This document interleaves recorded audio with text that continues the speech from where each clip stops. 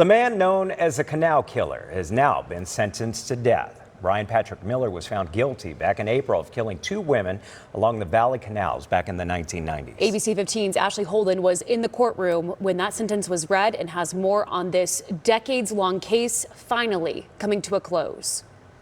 That the defendant should be sentenced to death. Those words read after decades of waiting. The defendant stole her future, her innocence, her life.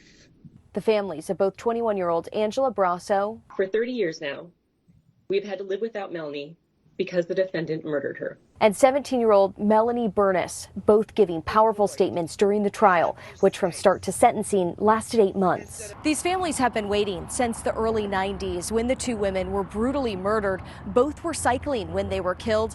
Eventually, Burness's body found here in the Arizona Canal, as well as part of Brasso's. The mystery going cold until people like Troy Hillman started working on the case. We ended up using forensic genealogy, which was unheard of at the time, groundbreaking technology, and that ended up leading us to Miller. Eventually, DNA evidence showed the attacks were linked to the same suspect, and Bryan Patrick Miller was arrested in January of 2015. Even then, the trial was years in the making, Miller and his attorneys pleading an insanity defense.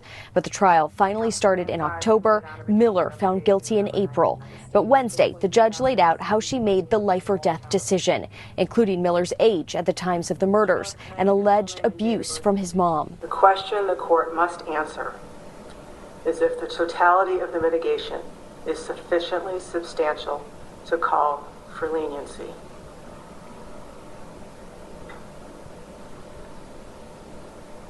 The answer is no.